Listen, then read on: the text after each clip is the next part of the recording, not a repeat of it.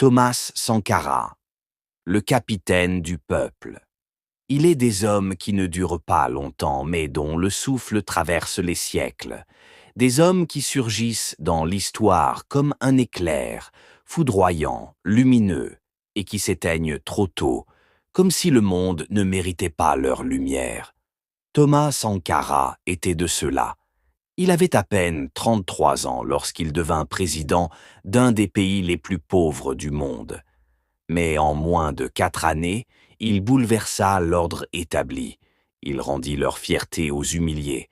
Il redonna une voix aux oubliés. Il fit de la dignité un programme politique.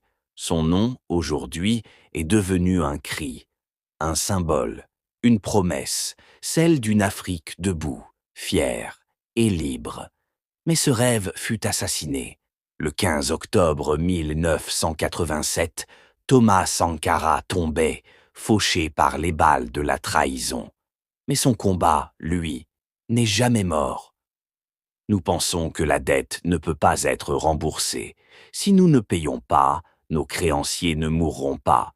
Si nous payons, c'est nous qui allons mourir. Voici l'histoire d'un homme que l'on a voulu effacer, mais dont l'ombre est devenue immortelle. Voici l'histoire de Thomas Sankara, le capitaine du peuple, 1949. Dans la petite ville de Yako, en Haute-Volta, un bébé voit le jour dans une famille modeste. Il s'appelle Thomas Isidore Noël Sankara. Son père, ancien combattant de l'armée française, inculque la rigueur.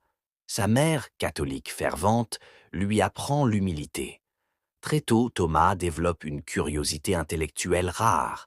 À 17 ans, il entre à l'académie militaire de Kadiogo. Puis, il est envoyé à Madagascar pour se perfectionner. C'est là-bas qu'il assiste au soulèvement populaire contre le pouvoir malgache. C'est là-bas aussi qu'il découvre les écrits de Marx, Lénine, Fanon, Che Guevara. Il revient au pays transformé. Il n'est pas seulement un militaire. Il est devenu un homme d'idées, de la caserne à la révolution. Les années 1980 sont marquées par l'instabilité politique. Plusieurs coups d'État secouent la Haute-Volta. Sankara est nommé secrétaire d'État à l'information, mais démissionne rapidement. Malheur à ceux qui bâillonnent le peuple. Il devient populaire auprès des jeunes, des ouvriers, des femmes. Le 4 août 1983, un groupe de militaires progressistes organise un coup d'État. Sankara est libéré de prison et devient président. Il a 33 ans. Réinventer un pays. Il change tout. Le pays devient Burkina Faso, le pays des hommes intègres. Il vend les voitures de luxe de l'État, baisse son salaire, refuse les aides conditionnées. Il lance une campagne de vaccination massive, crée des écoles, des centres de santé, construit des logements sociaux. Il plante des millions d'arbres pour lutter contre la désertification.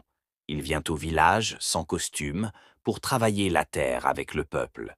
Un président contre le monde, Sankara, refuse la dette, qu'il qualifie de mécanisme néocolonial.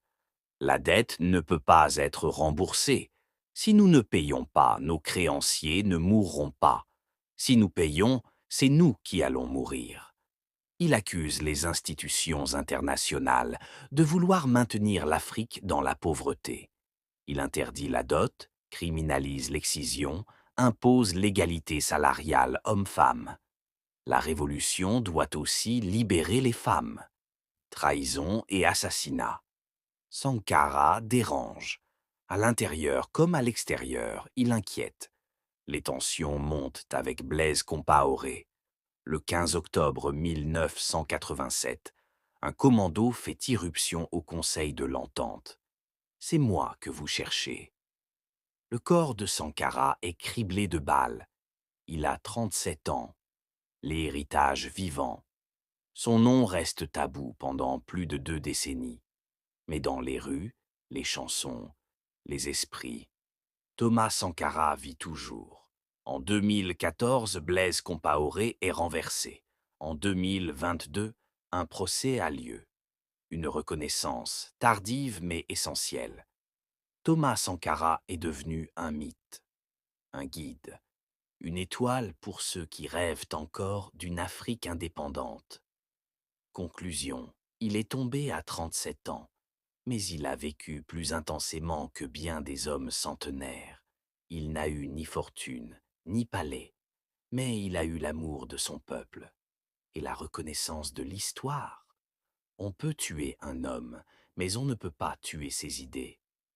Voici ce que fut Thomas Sankara, un capitaine, un révolutionnaire, un frère africain, un homme debout.